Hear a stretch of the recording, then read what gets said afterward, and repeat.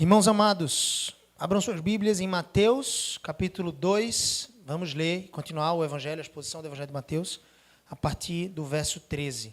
Já faço um adendo aqui importante. No domingo que vem, nós teremos a pregação na continuação do texto em Apocalipse, com o nosso irmão e missionário Jesse, que está expondo o Apocalipse tão poderosamente da parte de Deus, tão profundamente para nós. E ele vai dar sequência, iniciar agora a primeira carta. Ele já fez a introdução com 2 pregações, finalizando o primeiro capítulo do Apocalipse, e agora, domingo que vem, vai dar continuidade na primeira carta, e em cada domingo a gente vai trabalhar uma das cartas. E a gente vai intercalando assim, Mateus comigo, Apocalipse também com Jesse. Geralmente eu prego com uma frequência um pouco maior, mas é sempre uma alegria quando o Jesse vem pregar e vai ministrar Apocalipse para a gente. Tá bom? Então esteja presente aqui no domingo que vem, vai ser uma bênção. Irmãos, Mateus 2, 13 a 23, a palavra de Deus diz assim, ouço com reverência. Tendo eles partido, eis que apareceu um anjo do Senhor a José em sonho e disse, dispõe-te, toma o menino e sua mãe, foge para o Egito e permanece lá até que eu te avise. O texto então continua, e ele diz, porque Herodes há de procurar o menino para o matar. Dispondo-se ele, tomou de noite o menino e sua mãe e partiu para o Egito. Versículo 15 agora. E lá ficou até a morte de Herodes, para que se cumprisse o que fora dito pelo Senhor, por intermédio do profeta, e ele está citando aqui diretamente Oséias 11:1, do Egito chamei o meu filho. Vendo-se iludido pelos magos, enfureceu-se Herodes grandemente e mandou matar todos os meninos, ou seja, do sexo masculino, de Belém e de todos os seus arredores, de 2 anos para baixo, conforme o tempo do qual com precisão se informara dos magos. Então isso dá a entender para nós que já tinha se passado basicamente 2 anos no intervalo em que os magos tinham chegado em Jerusalém, ou no intervalo em que o próprio Herodes pergunta sobre os magos, há quanto tempo apareceu a estrela no Oriente? Então, você pode fazer um compilado desses 2 períodos. E Herodes entendeu que 2 anos para baixo seria razoável para mandar matar todos os meninos. E assim, na cabeça dele, eliminar o risco de um novo rei subir ao trono, um rei prometido.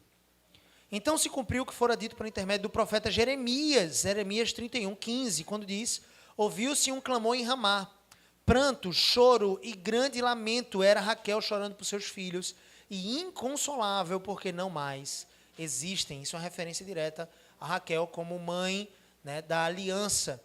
Embora talvez a expressão mais exata poderia ser Sara, justamente por ser esposa de Abraão, então mãe de Isaac e de todos os descendentes. Aqui Raquel, você lembra da história, Jacó teve Raquel e Lia. Lia foi mãe da maior parte dos 12, ou seja, 12 tribos. Lia foi mãe, se não me engano, de quase 6. Raquel menos, mas ela, por ser amada de Jacó, talvez tenha sido colocado pelo profeta Jeremias como uma referência da mãe do povo de Deus, ok? Então Raquel aqui é uma referência a essa mãe, esposa de Jacó, que chorava pelos seus filhos, ou seja, a descendência de Israel. Então, os seus filhos chorando. Ouviu-se um clamor em Ramá, pranto, choro e grande lamento, era Raquel chorando por seus filhos, e inconsolável porque não mais existem. Aqui uma ênfase, queridos, a ideia de que, de fato, a morte é intrusa. E de que aqueles que promovem a morte dos justos, especialmente promovem também grande dor e quase que inconsolo ou falta de consolo para aqueles que passam por essa atrocidade, por essa morte.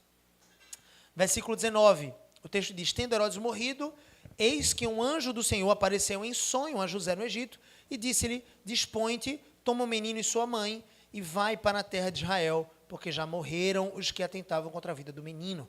Dispôs-se ele, tomou o menino e sua mãe, e regressou para a terra de Israel. Tendo, porém, ouvido que Arquelau, o filho de Herodes, reinava na Judéia em lugar de seu pai, Herodes, temeu ir para lá, e por divina advertência, prevenido em sonho, retirou-se para as regiões da Galileia.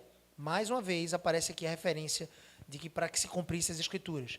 E foi habitar numa cidade chamada Nazaré, para que se cumprisse o que fora dito por intermédio dos profetas. E aí ele cita Isaías 11, versículo 1.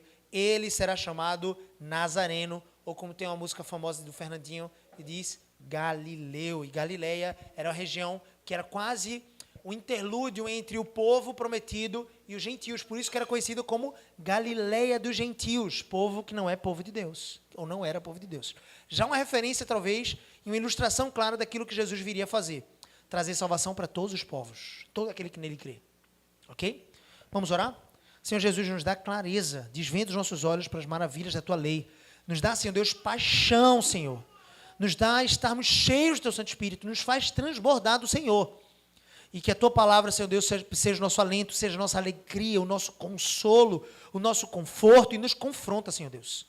Ó Deus, se temos andado em desconfiança, se temos andado em falta de fé ou tímidos, como até mesmo os Teus discípulos estavam, Senhor Deus, naquele mar revolto, quando Jesus estava na polpa dormindo, a referência que nós trouxemos aqui na liturgia, nós Te pedimos, Senhor Deus, que o Senhor possa nos acordar, nos despertar, conquanto tenha sido o Senhor que despertou para acalmar o mar, nós, Senhor Deus, possamos despertar do nosso sono e timidez, da nossa falta de confiança e incredulidade, e possamos crer no Senhor Jesus, e glorificar o Teu nome, vivendo uma vida piedosa e uma vida missionária para o Senhor. Te oramos assim, em nome de Cristo.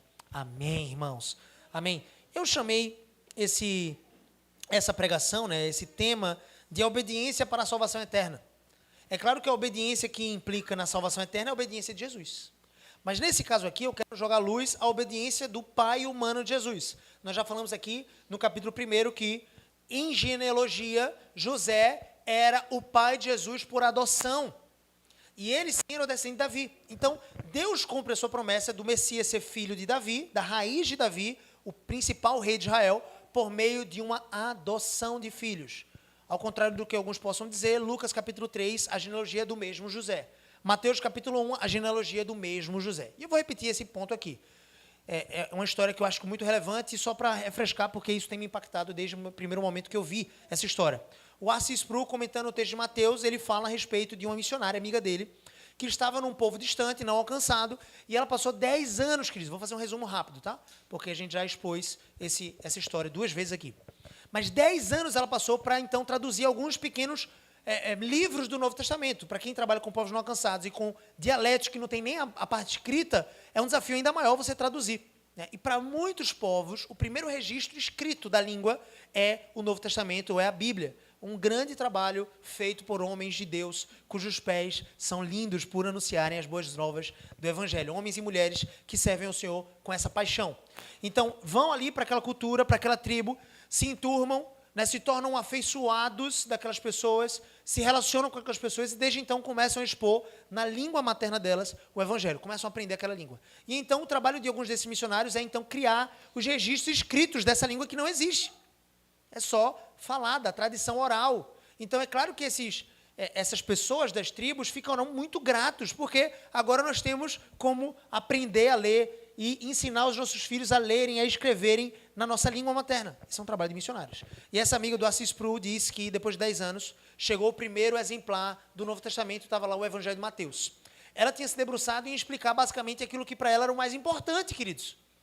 E talvez o mais importante começava a partir da genealogia. Então ela não transcreveu na primeira parte, ela queria fazer a obra completa, mas ela pensou assim, não, vou fazer logo a partir, né, do capítulo 1, finalzinho ali do verso 18, né? Finalzinho do verso 17, vou pular a genealogia de Jesus, Mateus 1, de 1 a 17 é a genealogia, e vou começar a partir do verso 18.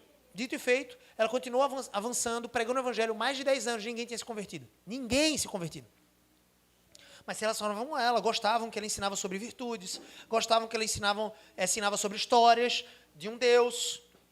E aí, quando ela completa o trabalho da genealogia, chegam os primeiros exemplares com o livro de Mateus completo, e agora sim com a genealogia, o chefe da tribo se converte. Quando ele lê a genealogia de Jesus. E ela fala para Sproul, né, R.C. Sproul, que isso era muito estranho e era curioso. E o que é interessante, o que Sproul joga luz nesse comentário, é de que para aquele pajé, para aquele líder da tribo, ela estava falando sobre alguém que não existia. Ela estava falando sobre alguém que talvez era uma história, um conto. Como se a gente contasse, talvez, fábulas. E quando ele entendeu a genealogia, ele disse, esse Deus existe. Ele foi um ser humano, ele realmente viveu entre nós, ele tem pai, tem mãe, ele tem descendência, ascendência, na verdade, né? Ele tem ascendência acima dele, então aquela pessoa se converte. Nós não podemos menosprezar nenhum trecho das Escrituras. E é por isso que nós nos debruçamos em caminhar por essa genealogia. E, claro, você pode encontrar essa pregação lá no canal do YouTube da Igreja Cristã em Recife, em Aldeia, perdão. Igreja Cristã em Aldeia no YouTube, você pode acompanhar as demais pregações antes dessa do capítulo 2, 13. E então, que interessante, José era o pai por adoção de Jesus. E Deus o encara como tal. O pai é que protege. Não foi ele que caminhou até Belém, colocou a sua esposa em cima de jumentinho, já próxima do parto, aos 9 meses. Foi ele que protegeu ela nas estradas. Foi ele que chegou e não achou lugar na hospedaria e providenciou de alguma forma alguma casa, nós já discutimos sobre isso, ou algum tipo de presépio, lugar dos animais. Nós falamos que nas escrituras não tem uma referência de que ele estava necessariamente no lugar dos animais, e sim que ele foi deitado numa manjedoura, que era um lugar onde os animais comiam. Mas eu estava até pontuando isso, que um homem poderia pegar uma manjedoura pequena e levar para dentro de uma casa, ok? Mas pode ser que ele tenha realmente sido o nascido testemunhado pelos animais. Não há problema com isso. Certamente Deus traz louvor à sua glória por meio disso. Mas veja aqui, a partir desse momento do capítulo 2, versículo 13, ele diz, tendo eles partido, então os magos partiram, voltaram para sua terra natal, muito provavelmente na Pérsia. Depois de terem cumprido a sua missão de adorar o Rei Jesus, eles vieram de muito longe, queridos. Talvez passaram meses nessa peregrinação. E eles, quando chegaram em Jerusalém, o que seria uma cidade razoável, já que era a sede do império, a sede, né, do reinado de Israel, e eles questionam para Herodes e para todo o povo, onde é que está o recém-nascido rei dos judeus? Nós vimos a sua estrela no Oriente. E ele vê todo mundo apático, eles veem nenhuma festa, nenhum tipo de celebração, eles acham estranho aquilo. Ao contrário, Herodes fica alarmado, chama os escribas e sacerdotes e perguntam, que história é essa do rei? Me diga onde ele haveria de nascer. E os sacerdotes, olhando para as escrituras, citam Miqueias, capítulo 5, versículo 2, quando diz que seria em Belém. E aí Herodes, ainda talvez desconfiado, diz assim, vão lá, adorem a ele e voltem aqui para me dizer onde é que ele está, porque eu preciso ir adorar também. Claro que era uma mentira. E fica muito claro nesse trecho que nós lemos agora. E então os magos acabaram de sair, adoraram a Jesus. Eles não chegaram para servir um rei simples, queridos. É essa a distinção que nós vimos na escola dominical, inclusive. Jesus não era um ser humano comum, e ele não era um rei comum. Ele era Deus. E os magos ali entenderam uma coisa que os fariseus, quando Jesus já tinha 30, 33 anos, no seu ministério profético, não entenderam. Tentaram caçar Jesus, apedrejar Jesus, matar Jesus, por pensarem que ele era uma farsa, que ele não era Deus coisa nenhuma, não era ungido. E os magos, só com a estrela, discerniram que Jesus era Deus e vieram para adorar esse Deus. Eles não vieram apenas servir um rei, eles vieram adorar. E nós adoramos aquele que é Deus. Então eles reconheceram, na sua teologia, eles reconheceram que Jesus era o Deus Filho e adoraram esse Jesus. Então, quando esses magos partiram, queridos,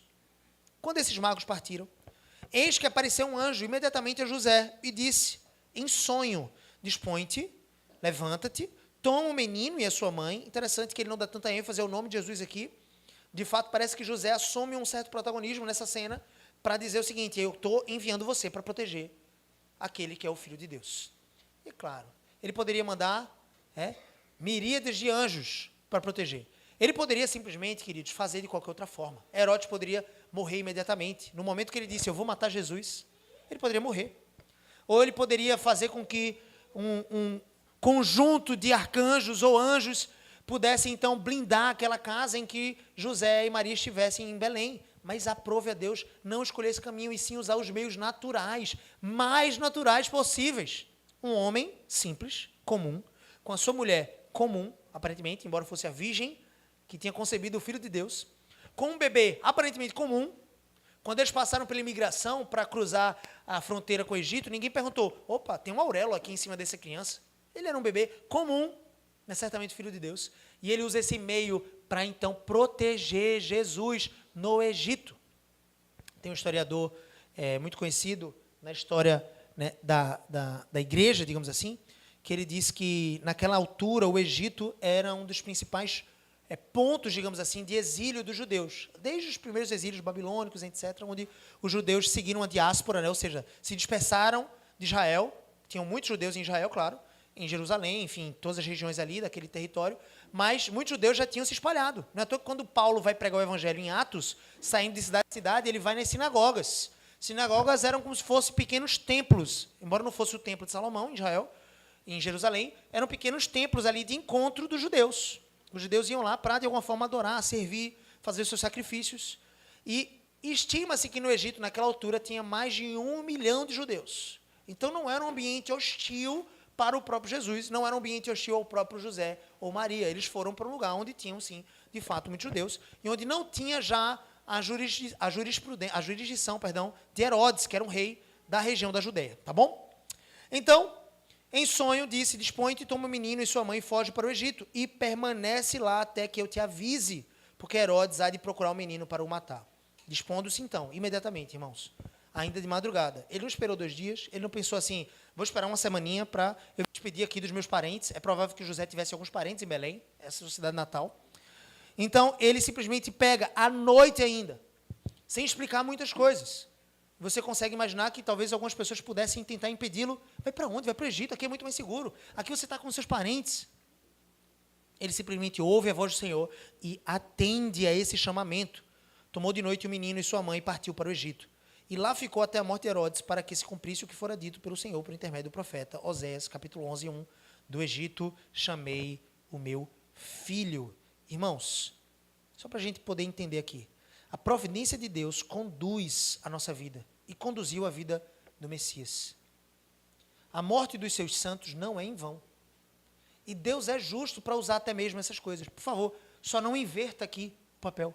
Quem mandou matar as crianças em Belém e nas regiões próximas não foi o Messias, não foi Jesus, nem foi o próprio Deus. Foi a maldade de um rei tirano. Porque hoje em dia estamos acostumados a essas inversões. Você fala verdades, pessoas ficam odiosas com a verdade, se ofendem, matam você e culpam você por dizer a verdade. Não foi isso que aconteceu agora com o Charlie Kirk? Você poderia concordar 100% com ele ou não, mas o fato é, ele tinha direito de falar o que falava e ainda falava de forma mansa. Ele é o assassino? É ele que está promovendo toda essa cruzada, digamos assim, contra cristãos ou contra a verdade? Uma aplicação rápida. A culpa sempre é do mal. Não inverta. Nossa, mas também se ele não falasse o que falou, nós vamos ter agora, não quero entrar em algo muito pessoal, mas nós vamos ter mais uma audiência agora, né, do caso da Burger King, que começou lá em 2020. Nós fizemos uma postagem combatendo uma propaganda que a Burger King fez, associando casais homossexuais com crianças. Mexeu em crianças, na nossa perspectiva, como escola, a gente quis se posicionar e dizer, ó, não mexe com as crianças, e pais que nos seguem, pais cristãos, não deixe a Burger King, que faz sanduíche, ensinar o seu filho o que é certo e o que é errado. Ensine você. A postagem era isso. Ensine você o que é certo e o que é errado de acordo com as Escrituras. Nós representamos mais de 400 pais, famílias cristãs, ou minimamente conservadores no sentido dos costumes. Nós vamos ter mais uma audiência, arrasta por 5 anos. E, teoricamente, o Ministério Público nos condenou, nos pediu R$500 mil de multa, e a juíza vai avaliar se nós somos, então, culpados para pagar essa multa de R$500 mil. E essa é a primeira instância, e vamos até a segunda, e vamos até o STF, embora o STF não seja tão favorável, aparentemente, aos cristãos. O que eu quero dizer com isso? Irmãos, algumas pessoas naquela altura, quando fizemos a postagem, pensaram, para que vocês foram mexer nisso? Para que vocês foram falar essas coisas? Olha o que vocês estão provocando. Olha quantos comentários odiosos, e a culpa é de quem fala a verdade, Então a culpa é de Jesus, gente. Porque as crianças de 2 anos para baixo morreram em Belém. A culpa é de Jesus, é isso? É isso que uma pessoa completamente carnal, tomada de pensamentos do maligno, torpe e contaminado com todas as mentiras, pensa. Jesus foi a causa de se estima, enfim, algumas milhares de crianças de 2 anos para baixo morrerem. Essa foi a causa, foi Jesus. Não, irmãos, não. A causa de todo o tumulto, ou a causa da morte do Charlie Kirk, não foi o próprio Charlie Kirk. Entende o que eu quero dizer? Foi porque as pessoas odeiam, as pessoas naturais odeiam o Evangelho do Senhor Jesus. E tudo aquilo que representa o Evangelho. Odeiam. E se odiaram o nosso mestre e mataram o nosso mestre, também vão nos odiar. E precisamos estar preparados para essa batalha com as armas da luz, como disse 1 João. Quais são as armas da luz? Vamos pegar em armas físicas? Vamos então atirar em pessoas de forma alguma. As armas da luz são a oração, a leitura da palavra, os jejuns, a comunhão dos santos, os sacramentos. Essa é a nossa arma. Eu nunca vi. Veja, nós estamos diante de um mundo absolutamente que jaz no maligno. Está cada vez mais evidente, certo? Fazendo uma aplicação daquilo que aconteceu essa semana. Mas entenda, a nossa luta não é contra carne e sangue. Nunca foi. Nós estamos diante de governadores, presidentes maus, muitas vezes. Corruptos, não só quanto ao dinheiro ou desvio de verba, não só isso. Quanto aos costumes. a corrupção nas famílias, a corrupção das escolas, livros didáticos com assuntos, né, sexualizados, sensuais, terríveis para crianças. São corruptos. No que depender de nós, dentro de uma democracia, seguindo um Estado democrático, nós precisamos nos ver livres dessas pessoas por meio do voto. Ou retirar as pessoas ímpias do seu poder, do seu cargo, orar para que Deus traga juízo sobre essas situações. Claro que podemos orar por isso. Mas entenda, eu nunca vi Paulo diante de Nero. Irmãos, Nero colocava cristãos como tochas em Roma. Você está entendendo isso ou não? Paulo hoje estava pregando a palavra, amanhã aquele irmão zeloso, piedoso, pai de 2 crianças, estou usando quase uma analogia direta com Charlie Kirk, e a sua viúva, aquele homem piedoso, cheio da verdade, que nunca fez mal a ninguém, está agora numa tocha, numa das ruas de Roma. Esse é Nero, querido. Tão terrível quanto o atirador, não? Ou talvez mais, porque ele fazia isso com dezenas e dezenas de cristãos. Paulo nunca gastou 1 centavo sequer do seu tempo dedicado a combater Nero. Ele continuou se dedicando a pregar a palavra. E certamente existiam alguns jovens mais impetuosos que diziam, vamos pegar em armas, vamos combater, vamos destronar César. E Paulo estava dizendo basicamente, submeta às autoridades, continuem pregando a palavra. Veja, a morte dos santos, dos mártires, e o seu sangue muitas vezes são a semente do evangelho para o nascimento de outros cristãos. Você tenta matar um mensageiro, querido, matar a mensagem matando o mensageiro, mas a mensagem parece que se prolifera, me ajuda? Não sei. Perfeito. Se espalha, melhor, né? A mensagem se espalha. Foi assim com Jesus. Quando os discípulos estavam diante da cruz, será que eles não pensaram tudo acabou? Certamente eles pensaram tudo acabou, eles não entendiam que era 3 dias, depois eu vou ressuscitar. Eu vou destruir o templo e 3 dias depois eu vou reconstruir o templo do seu corpo, que é a igreja. Eles não entendiam isso. E por isso ficaram desanimados. E é por isso que nós cantamos o caminho de Emaús aqui. Quando Jesus vai com 2 discípulos, eles não perceberam que era o Messias. Eles estavam tristes. Você não viu? Cristo glorificado agora aparece entre esses 2 homens, discípulos dele, e vai caminhando ali no caminho de Emaús, e eles não percebem que era Cristo. Só quando quando Jesus parte o pão, quando chega na casa, é que eles percebem que era o Messias. Irmãos, Jesus é Deus, e Ele continua no seu trono. E é claro que, como Raquel, podemos chorar pelos mortos, podemos chorar por aqueles que nós perdemos. Ou você acha que Paulo encorajaria alguma viúva a não chorar pelo seu morto colocado numa tocha na cidade romana? Chore, clame ao Senhor, mas confie no Senhor, continue pregando a palavra do Senhor, não se revolte contra o Senhor, não se revolte contra a verdade, não se acanhe, continue corajoso. A providência de Deus conduz a vida de Cristo, queridos, e a sua igreja, mesmo em meio a um possível exílio. Irmãos, mesmo em meio à perseguição, mesmo em meio ao desprezo, Deus cumpre todas as suas profecias. Herodes poderia bramir aqui, gritar, bravejar. Os homens, meus irmãos, podem chorar, ranger os dentes de raiva, mas o conselho do Senhor permanece para sempre. Os seus desígnios e os seus planos não se frustram. Veja, Mateus mostra que a infância de Jesus já estava mergulhada num cumprimento profético.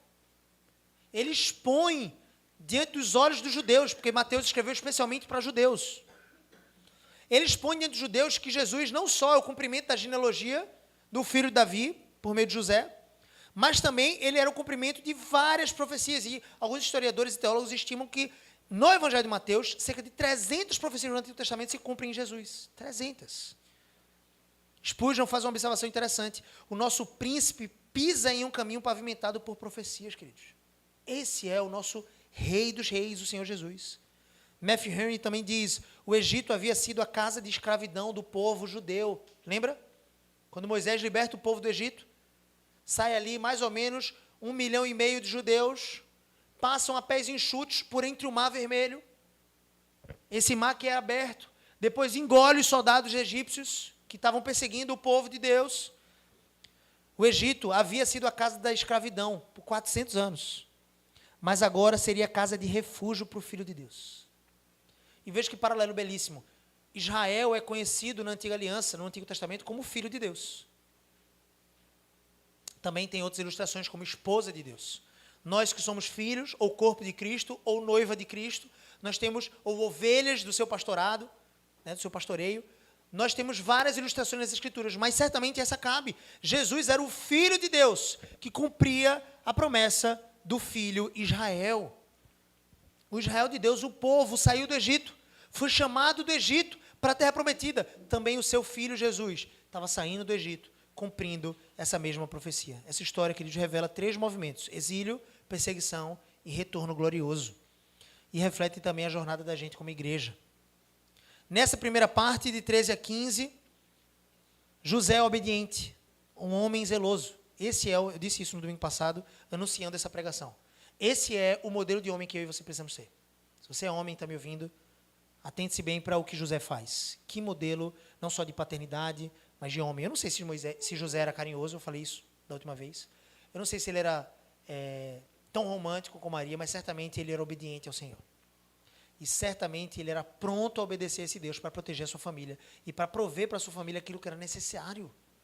Imagina ele pensando: Jesus, ou Deus, eu vou ser agora pai de um Messias, toda a minha agenda, todos os meus planos, a minha empresa de carpintaria mudou. Já pensou isso, Caí? Todos os meus planos para a minha empresa, para o Java, ou para a agência, para eles mudaram. Agora eu tenho que ir para o Egito. Não, primeiro para Belém, aí vou ter que montar um outro armazém. Já pensou, Jessinho? Estou falando aqui com o marceneiro.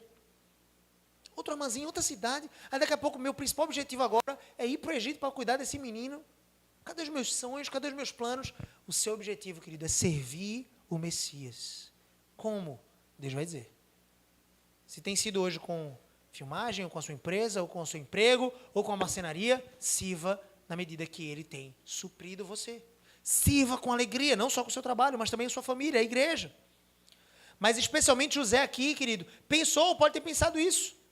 Mas ele não deixou esse pensamento tomar conta das suas decisões, porque ele estava diante de uma ordem do Senhor. E assim como Deus disse, haja luz e houve luz, ele disse: José, pega o menino, pega a criança, vai para o Egito. Ele se levanta e não ousa desobedecer a ordem do Senhor. E a ordem diz: demora-te lá, até que eu te diga. Então, a ordem era por tempo determinado. Quando é, Senhor, que Herodes vai morrer? Quando é, Senhor, que esse rei ímpio vai perecer? Certamente, irmãos, José, é muito provável, assim como Maria, podem ter tido conhecimento de que Herodes mandou matar muitas crianças de 2 anos para baixo. Eles não viraram para Deus em revolta, eles não disseram: Senhor, que plano é esse? Que tipo de Messias vem com tanto sangue, com tanta morte? Como é que o Senhor pode mandar uma bênção para o mundo, ou prometer salvar o mundo dos seus pecados, e agora eu estou vendo tanto sangue? Você consegue imaginar algumas pessoas sensíveis assim, ridiculamente sensíveis, fracas na fé? Nossa, Senhor, olha como o mundo está terrível. Que tipo de Deus é o Senhor? Questionando ao Senhor, questionando a Deus. Você consegue imaginar algumas pessoas que não se tornam cristãs por causa disso? Se Deus existisse, com certeza o mundo não estaria como está. Imputando a Deus mal. E não aos homens pecadores. E não ao mundo que jaz em trevas e maligno. Deus é justo, querido. Você consegue imaginar José e Maria se levantando à madrugada e dizendo: Senhor, esse choro que eu estou vendo das mulheres, porque imagina quantas mães devem ter chorado. E se nós muitas vezes ouvimos a quilômetros de distância um estádio lotado, vibrando com o gol, certamente nós ouviríamos o choro de tantas mães chorando pelos seus filhos, a quilômetros de distância. Irmãos, essa dor, entenda o que eu quero dizer, não é responsabilidade do Senhor. Embora Ele tenha ordenado todas as coisas, e Ele é soberano, por que não? Ele é soberano, mas a responsabilidade do pecado é do ser humano. O Senhor não tenta ninguém, por quê? Porque nele não reside mal algum. Então ninguém pode dizer, como a Epístola de Tiago diz, ninguém pode dizer que o Senhor tenta alguém, porque nele não reside mal algum. Eu não quero livrar a pele e entenda de Deus, porque Ele é soberano, Ele estabeleceu todas as coisas. E se isso te deixa inquieto, você está em contradição com a palavra. Porque o próprio Deus já tinha ordenado essas coisas para o bem da sua igreja, para a salvação. E talvez, eu penso, quem sabe esses bebês, todos os filhos da aliança, estejam com o Senhor, em alegria, enquanto suas mães, apesar, né, de tristeza poderiam ser consoladas por esse evangelho da salvação. Irmãos, José e Maria não se vitimizam, não culpam a Deus. Eles não dizem, nossa, que Deus impiedoso, quanto choro, quanta morte, quanta dor, por meio do meu filho, por meio desse Jesus. Não. Mas eles sabiam que isso seria uma das marcas do ministério de Jesus. Dor, sofrimento, perseguição a todos quanto lhe seguiam. Essa é uma marca de quem segue a Jesus. Você quer seguir Jesus, querido, você vai ser perseguido. Se você não foi ainda, é porque você viveu pouco, talvez. Ou porque você está sendo como 007, um cristão espião. Ninguém sabe que você é cristão. Aí está alguma coisa errada. Mas se você começar a declarar que você é cristão e as verdades que você crê, mesmo que seja de forma piedosa, não estou falando daqueles cristãos carrancudos que ficam menosprezando os outros. Esses são odiados por serem tolos. Mas aqueles que são mansos, piedosos e falam a verdade, esses ainda assim serão odiados pelo mundo. Matthew Henry diz uma coisa interessante sobre esse trecho. Se nós e nossos filhos estivermos em apuros, queridos, nós devemos nos lembrar das dificuldades que Cristo esteve quando criança. Você já esteve em apuros com seu filho? Situação difícil? Talvez na UTI, hospital, talvez não sabe o que vai comer no dia de amanhã. Já aconteceu algo parecido com você? Lembre, Deus é um Deus provedor. Continue obedecendo ao Senhor e crendo nele, busque Ele. Veja que tipologia maravilhosa, Deus cumpre, Ele chama o seu filho do Egito, de um lugar de escravidão, agora se torna um lugar de refúgio. E Ele chama o Messias. Muitas vezes em nossos desertos, em nossas próprias provações, Deus transforma lugares áridos, lugares de escravidão, em lugares de refúgio. Versículo 16 a 18. Vendo-se iludido pelos magos, enfureceu-se Herodes grandemente e mandou matar todos os meninos de Belém e de todos os seus arredores de 2 anos para baixo, conforme o tempo do qual com precisão se informaram com os magos. Então se cumpriu o que fora dito por intermédio do profeta Jeremias, Jeremias 31:15, se você quiser anotar. Ouviu-se um clamor em Ramá. Ramá era uma cidade como que próxima a Belém, então era referência de como se fosse o lugar onde Raquel estivera por muito tempo. Pranto, choro e grande lamento, era Raquel chorando por seus filhos, inconsolável, por não mais existirem, pois não mais existem. Irmãos, apesar do choro, Deus continua no trono, Ele é absoluto. Apesar de Herodes dar ordens a homens maus que executassem crianças, Deus continua reinando no trono. Herodes pensou, é melhor matar todas as crianças do que correr algum risco. E veja que interessante. Se ele era o Filho de Deus, o Messias, como você pode esperar obter qualquer tipo de retorno positivo de se opor a Deus? Mas não é isso que nós vemos no nosso mundo atual? Pessoas que se opõem ao Senhor. Esses dias eu vi um vídeo, era um rapaz na rua perguntando para pessoas com características um tanto esquisitas, talvez ele quisesse realmente engajamento no vídeo, porque é provável que aquelas pessoas, por estereótipo, não estou dizendo que era a intenção dele, mas parecia, pudessem afirmar coisas mais aberrantes. E o vídeo basicamente era, você crê em Jesus? E a pessoa respondia. Como o estereótipo estava muito claro, realmente os vídeos que ele selecionou foram de pessoas que diziam, não creio em Jesus. Isso para mim é patifaria, isso para mim é tolice. Creio em Jesus, eu creio naquilo que é real, naquilo que está diante de mim. É provável pelo algoritmo que alguns de vocês vão receber esse vídeo hoje, né? Se tiver com o celular aqui. E ele pergunta para uma jovem, talvez a menos estereotipada. E ela diz, eu creio no demônio. E o rapaz pergunta, você não tem fé? Ela diz, eu tenho fé no demônio. E aí ele diz assim, você prefere acreditar no mal e não pensar que existe um bem? O rapaz é bem sagaz, bem interessante. E ela diz, se ele mandou o seu filho para esse mundo, ele é um demônio. E que Deus tenha misericórdia dessa alma tão terrível. Tão aprisionada em um lamaçal de pecados. Não se tem conhecimento sobre quem Deus é, mas eu quero que você pense. Imagine isso. Imagine essa perspectiva. Como você pode esperar se opor a Deus, ou ao Filho de Deus, como Herodes fez, e acreditar que você vai ter bom sucesso? Queridos, eu quero perguntar, onde está Herodes? Onde está Herodes? Podemos afirmar de uma forma mais humanista, ele está no túmulo. Onde está Jesus, a quem ele tentou matar? Nos céus, à destra do trono, na majestade, nas alturas. Deus reina, querido. Onde está o túmulo de César, de Nero? Onde está o túmulo de Pilatos? Tem uma música que fala sobre isso, né? Todos esses reis possuem túmulos e talvez possam até se tornar um marco de visitação. Embora esses que eu mencionei talvez não tenham. Mas o Messias, ele continua no trono, reinando. Herodes está morto, queridos, e o nosso Cristo está vivo. E por Herodes não pôde ser morto, porque, olha que interessante, parece que Deus tem os seus propósitos, os seus caminhos muito particulares, não é? Não parece ser um setor de inteligência celestial se apresentar com um anjo em sonho e dizer, José, entende? Nas guerras existe muita espionagem, certo? A Guerra Fria, para quem estuda ou então conhece alguns filmes de Guerra Fria, desde a Segunda Guerra você tem muita espionagem, tentando então criptografar, pegar alguns tipos de mensagens enviadas, de repente, da Alemanha nazista para as suas tropas que estavam na França, e então Londres tentando interceptar essas mensagens para antecipar e informar antes que acontecesse para os seus generais poderem tomar proveito. Quem tinha informação antes, vencia. E era um jogo tão difícil, não só feito pelos homens, mas era um jogo tão difícil esse, porque, pense comigo, às vezes eu poderia pensar, eles estão interceptando a minha mensagem, eu vou mentir nessa mensagem, para que eles pensem uma coisa, eu faço outra. É um jogo de xadrez. Mas quem joga esse xadrez melhor do que o autor da vida? E Herodes pensando, eu não vou falar para muita gente não, vou mandar uma tropa e vai matar todas as crianças ali de Belém. Não vou dizer para ninguém. Lembra que ele chama os sacerdotes e os escribas para verificar onde é que o menino nasceria? Belém? Talvez nesse momento ele não tenha dito assim, não vou falar para ninguém. Vou só chamar minha tropa aqui, talvez uns 100, talvez 200 soldados, um pouco mais, e eles vão chegar, vão executar na província de Belém e nos arredores as suas execuções e vai matar todas as crianças. Você consegue imaginar algumas decapitadas, outras com a faca empunhada em seu coração, mortes rápidas, um sangramento imediato.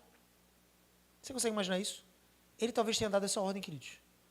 Mas quem é que governa a inteligência e a intercepção, digamos assim, das mensagens de todos os seres humanos e do coração do homem? Deus. E Deus vai lá e manda o seu anjo falar uma coisa que nas guerras nós conhecemos dessa forma. Antecipadamente diz assim, vai para o Egito, se protege lá. Herodes achava que teria algum tipo de sucesso. Spurgeon escreve um comentário sobre esse texto e diz assim, homens farão qualquer coisa para se livrarem de Jesus. Ou o homem sem Deus, naturalmente sem Deus, vai tentar fazer todas as coisas para se livrar de Jesus. E que bom, queridos, que nós podemos falar desse Jesus, tu és o meu rei, o meu Deus. Diferente de Herodes, nós não consideramos Jesus uma ameaça, nós consideramos Jesus o nosso Senhor. Amém? Amém. Matthew Henry também diz, a ira desenfreada leva os homens a crueldades absurdas. Não foi assim com Charlie Kirk agora? Um tiro de longa distância, quem viu o vídeo próximo viu o seu pescoço sendo dilacerado e parte das suas entranhas saindo. Irmãos, que dor. Mas o conselho do Senhor sempre permanece, apesar da crueldade dos homens. E sim, vamos deixar claro, a crueldade é dos homens. Embora o nosso Deus seja muito mais cruel com aqueles que perecem no inferno. E não há sofrimento humano que se compare ao sofrimento da condenação eterna de um Deus irado e justamente irado. E eu reafirmo isso. Toda a criação aplaudirá o homem condenado nos seus pecados, porque rejeitou a Cristo. As mães choraram como Raquel. Lamentação, choro, grande pranto são as palavras do Senhor Jesus. Irmãos, desde o início do reinado de Cristo nesse mundo, já haveria perseguição. Desde o início do reinado de Cristo nesse mundo, havia ódio contra Jesus. Como é que a gente pode esperar outra coisa? Por favor, se erga na coragem e na fé do Senhor. Tenha ousadia para testemunhar. Tenha ousadia para dizer não a algumas propostas de emprego que são maliciosas. Imagine que agora você está passando um aperto financeiro e chegou uma casa de apostas esportivas e disse assim, eu te dou R$1 milhão aqui para você fazer só uma propaganda para mim. Não sei por que cargas d'água, mas chegou essa proposta no seu colo. E você diz, eu não vou fazer isso. Mas vai continuar passando fome, seu tolo? Passar fome com Jesus é bom demais. Eu tenho me dado o pão de cada dia e é isso que eu preciso. Entenda, tenha coragem para seguir um caminho direito, correto diante do Senhor. A gente poderia aplicar até mesmo a BRT, né? Se você está dirigindo, você já sofreu essa tentação. Mas ande correto e direito nos caminhos do Senhor. Desde o início há perseguição, querido. Mas que não sejamos perseguidos por fazermos o mal, mas sejamos perseguidos por seguirmos a Jesus. Vocês entendem que o choro de Raquel, o choro da esposa do Charlie Kirk, o choro das suas filhas, o choro dos viúvos e irmãos, não dura para sempre? Porque aqueles que seguem a Jesus, o seu choro dura uma noite. E a alegria vem pelo amanhecer. Quando a estrela da manhã brilhar na alvorada, queridos, e nós, com esse sol da justiça, formos levados para a glória. O choro não é definitivo, Deus guarda os seus e até transforma essas lágrimas em testemunho para a glória do Senhor. Versículo 19, estamos concluindo. 19 a 23. Tendo Herodes morrido, então, eis que um anjo do Senhor aparece em sonho a José do Egito e diz: homem, dispõe-te, toma o menino, ou toma o teu menino e a tua esposa e vai, volta para a terra. Volta para Israel, porque já morreram os que atentavam contra a vida do menino. Dispôs-se então José imediatamente, tomou o menino e a sua mãe. Ele não pensou, estou apegado ao Egito. Você lembra do povo de Israel lá no Egito? Quando ele sai para o deserto, você lembra disso? Quando o povo sai para o deserto, eles ficam reclamando com Moisés. Moisés, Deus tirou a gente para morrer de fome aqui nesse deserto. Eu prefiro as cebolas do Egito. Eu prefiro as recompensas da prisão, porque lá eu tinha comida. O povo murmurava assim diante do Senhor. José não segue esse mesmo rito, querido. Ele não murmura. Ele não diz, estou apegado aqui. Talvez ele tenha passado 2 anos no Egito, ou um pouco mais. Ele não murmura. Ele pega as suas coisas, ele não diz, vou montar outra carpintaria aqui, de novo lá em Belém. Ele obedece à ordem do Senhor. Sejamos prontos como José. Moças, vocês têm observado, eu tenho falado para os homens, para que sejamos como José. Mas vocês devem então se afeiçoar, aquelas que não se casaram e sonham em se casar, devem se afeiçoar por Josés na sua geração. Homens dispostos a obedecer a Deus. Como você vai se entregar a um homem para ser pastoreado ou liderado por um homem que não obedece ao Senhor? Ou que seria como o filho de Belial, que ouvindo as ordens do anjo e do Senhor dissesse, eu não vou voltar coisa nenhuma, o meu estabelecimento já está aqui, estamos prosperando, eu vou continuar no Egito. Será que você vai se afeiçoar por um homem assim, jovem moça? Ou você vai se aproximar de um homem de Deus, um homem que obedece ao Senhor? E claro, se você já está casado, ore pelo homem que está com você, para que ele seja como um homem de Deus. Agora já não há mais uma segunda chance. Não há esperança para você no sentido de que você agora deve esperar um homem de Deus. Você deve esperar que o seu marido se torne um homem de Deus e orar por isso, intercedendo a Deus, sendo você mesmo piedosa e exemplo de fé em Cristo. Isto é, para aquelas mulheres que têm maridos ímpios. Se você é um homem que tem uma esposa ímpia, a mesma esperança e a mesma expectativa. Irmãos, José se dispôs rapidamente. Regressou para a terra de Israel. Tendo, porém, ouvido que Arquelau reinava na Judéia, em lugar de seu pai, Herodes, então ele temeu ir para lá. Primeiro ele teme. Talvez ele tenha passado algum tempo diante do Senhor em oração, dizendo assim, Senhor, não quero ir para a cidade. É claro que Deus já tinha os seus planos, mas na governança de Deus, na gestão de Deus, lembra que ele primeiro diz para Maria que ela estaria grávida, para depois dizer para José.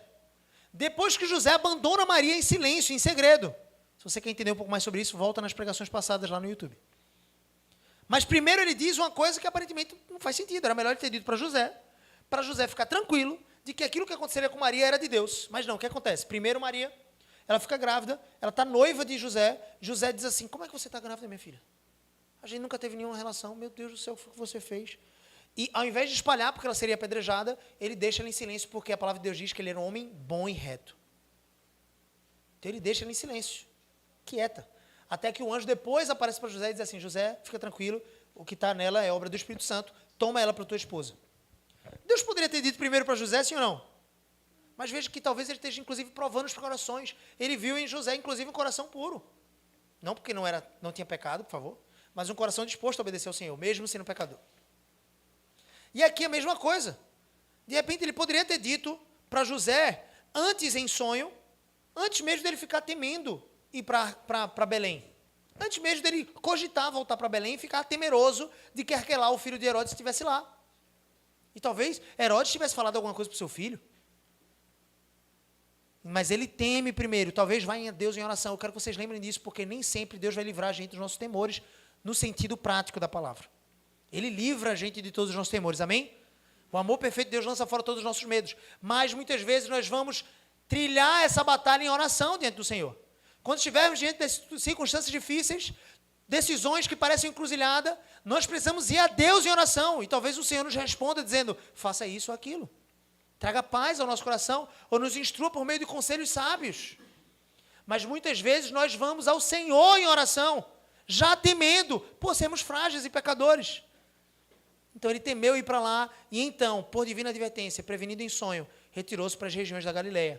E foi habitar numa cidade chamada Nazaré, para que se cumprisse o que fora dito por intermédio do profeta Isaías 11:1.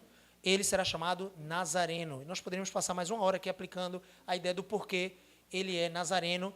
Na próxima pregação eu quero fazer uma aplicação rápida sobre isso, mas a ideia é de que Jesus, e eu já trouxe um pouco dessa parte na nossa leitura, a ideia é que Jesus foi para a Galileia dos gentios. Isso confundiria os estudiosos quando ele começasse o seu ministério profético com 30 anos.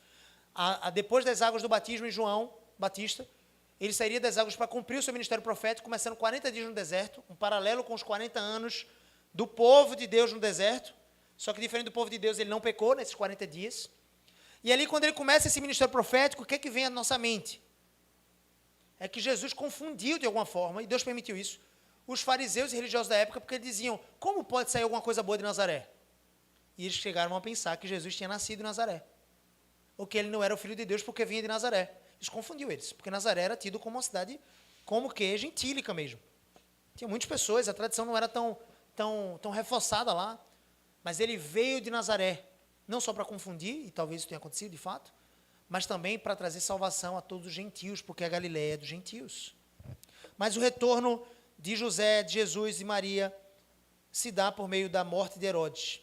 Herodes morreu, Cristo vive. Amém? Vamos repetir isso? Herodes morreu, Cristo vive. Spurgeon disse, é um alívio para o mundo quando alguns homens morrem. Ele não está dizendo que nós devemos comemorar a morte de alguém, tá? Não existe prazer no próprio Deus na morte dos ímpios. Ele traz juízo.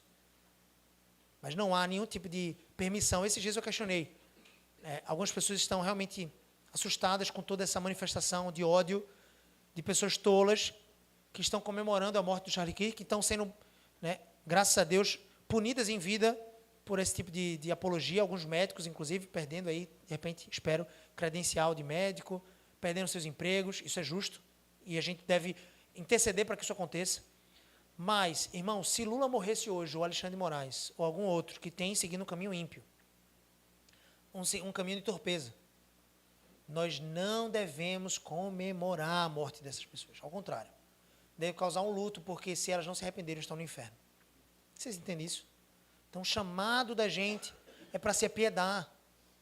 É claro que alívio podemos ter, talvez alguns celebrassem esse alívio, mas nós não podemos comemorar a morte dos ímpios. Não há prazer em Deus na morte dos ímpios. Ao contrário, a palavra de Deus diz que há prazer na morte dos santos, porque esses estarão com o Senhor. Mas na morte do ímpio não há prazer. Mas Spurgeon diz, um alívio para o mundo quando alguns homens morrem. Certamente foi assim no caso de Herodes. José, novamente, queridos, obedece prontamente, sem se guiar pelo medo, mas pela direção do Senhor. Matthew Henry diz, devemos nos levantar e partir quando formos chamados, como José fez ao sair do Egito. A providência de Deus, irmãos, remove inimigos, levanta novos cenários e continua guiando os passos do seu povo até a glória. Nazaré era tido como uma cidade insignificante, desprezível, e aí eu gosto de citar Spurgeon também aqui, dizendo, cuspindo no chão com desgosto, os inimigos o chamaram de Nazareno. O apelido era pejorativo, assim como cristãos era um apelido pejorativo para os cristãos, para os seguidores de Jesus no Novo Testamento, em Atos. Quando eles começaram a ser chamados de cristãos, era pejorativo, era para caçoar, para tirar onda. Olha aí, os pequenos cristos. Mas quando ele foi chamado de Nazareno, eles estavam sendo rudes com o nosso Messias. Mas esse Nazareno triunfou. Esse Nazareno é o cumprimento da sua promessa. Irmãos, Matthew Henry diz, onde quer que a providência nos coloque, devemos esperar compartilhar a reprovação de Cristo. Mas se sofrermos com Ele, também seremos com Ele glorificados. então nós também seremos reprovados como o Senhor. Nós também seremos perseguidos como o Senhor. Eu não estou falando isso para a gente se vangloriar disso, mas para se alegrar. Por isso que ele diz em Mateus capítulo 5, a gente vai chegar lá no Sermão do Monte, bem-aventurados vocês serão quando vos perseguirem por causa do meu nome. Ele não prometeu para os discípulos casas, ele poderia ter dado. Ele não prometeu carros luxuosos, ele prometeu uma cruz. E o martírio para aqueles que se tornaram seus seguidores mais aplicados, os apóstolos. Irmãos, o desprezo do mundo é um selo de identificação com Cristo. Se você nunca foi desprezado, eu queria que você fosse, para se alegrar. Você percebe que é diferente do ensinamento vitimista dos dias atuais? Nossa, você que me despreza, pare de me desprezar. Eu fui desprezado, então eu preciso agora, né, me enclausurar, me colocar como um vítima. Não. O desprezo para aqueles que são cristãos, o desprezo por causa de sermos cristãos, é glória para nós. O nome Nazareno antes era usado como insulto, hoje é um título de honra. Então que nós sejamos como nazarenos. Eu sei que ninguém vai nos insultar dizendo isso, porque eu tenho que ter um conhecimento teológico muito grande para insultar dessa forma, mas imagine, tente aplicar essa analogia. Imagine se nos insultassem de nazarenos. Você é um nazareno. E você, glória a Deus que eu sou nazareno, porque eu fui achado digno de ser chamado nazareno. Irmãos, só para a gente pensar aqui, Cristo foi guardado no Egito, um lugar de perseguição e de escravidão, agora era exílio. Deus realmente transforma até desertos, até lugares áridos, em refúgios. Perseguição, o ódio humano não pode frustrar o plano do Senhor. E na perseguição, apesar da nossa morte, ainda assim o nome do Senhor será glorificado. E mais cristãos surgirão. Vocês têm ouvido a respeito dos grandes feitos do Senhor na conversão de muitos iranianos? Sim? Vocês têm ouvido falar sobre vários iranianos que têm chegado à fé em Cristo?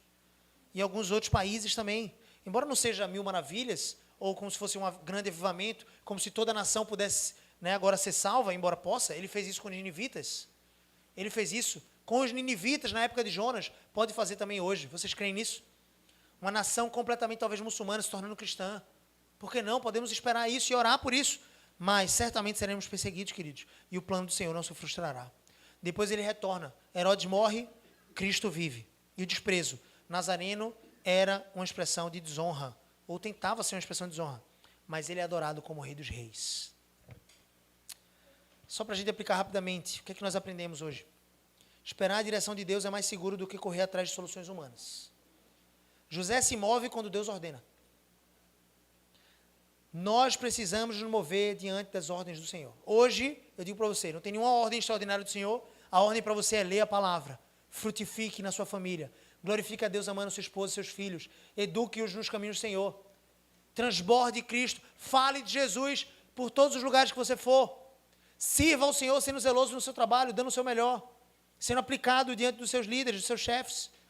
E ainda assim, testemunho desse Jesus, falando a verdade, sofra as penitências de falar a verdade, ou sofra as penitências de até mesmo perder o seu emprego, o seu sustento, porque o sustento vem do Senhor.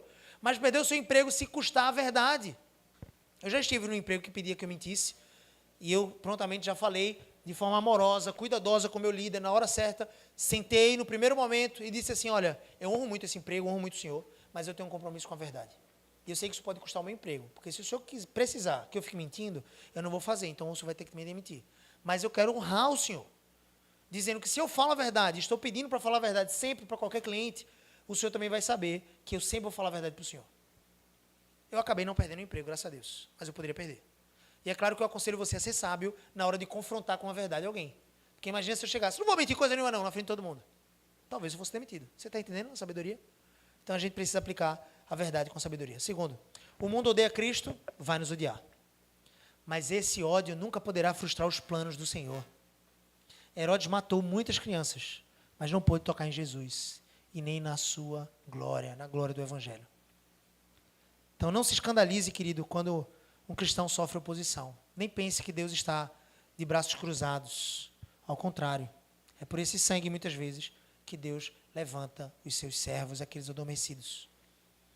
Terceiro, a morte dos inimigos não apaga a vida do Filho de Deus. Herodes morreu, Cristo vive. Confie que Deus tem poder para remover obstáculos que pareçam intransponíveis. E não para você ter uma vitória humana, porque às vezes a sua morte vai ser a vitória para o Senhor. Quarto e último. O desprezo do mundo é a honra do cristão. Nazaré era desprezada, mas dali veio, apesar de não ter nascido lá, foi criado lá, veio o Salvador. Se o mundo zombar de você por seguir a Cristo, alegre-se. A ordem não é em vão, não. Estou sendo perseguido, Burger King, né? Não é você, mas é o Ministério Público de Pernambuco que está fazendo uma ação absolutamente arbitrária e errada, tirando o nosso direito de expor e postar uma verdade no nosso próprio Instagram, pedindo uma multa de R$500 mil. Nós não estamos com medo, nós não estamos amedrontados, nós estamos alegres por sermos perseguidos por causa da verdade. Vamos orar. Senhor Jesus, muito obrigado, Pai, pela Tua palavra. Molda os nossos corações. Trata, Senhor Deus, os nossos corações para vivermos para o Senhor. Glorifica o Teu nome em todas as coisas e exalta, Senhor Deus, o Teu Evangelho através das nossas vidas. Que possamos sair daqui transformados, apaixonados pela Tua palavra, apaixonados pelo